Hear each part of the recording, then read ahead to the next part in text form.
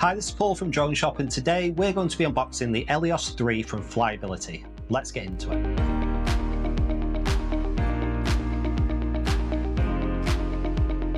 So let's have a look at what you get in the box. Firstly, and most importantly, the Elios 3 UAV drone.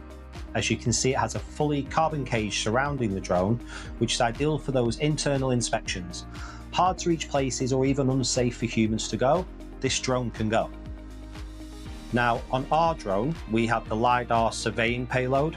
There are other options, which I'll run through in just a moment. You get the digital RC and video receiver controller, you get a tablet, a really cool rugged transport case to transport everything you need, a maintenance toolkit, spare cage elements, a pack of 4 propellers, UAV battery charger, and also 3 batteries. Now, if you do need more than 3 batteries for your missions, then there are other options. This is the light package, but you also do have the premium and enterprise packages available, which go up to 6 and then 9 batteries if you need more.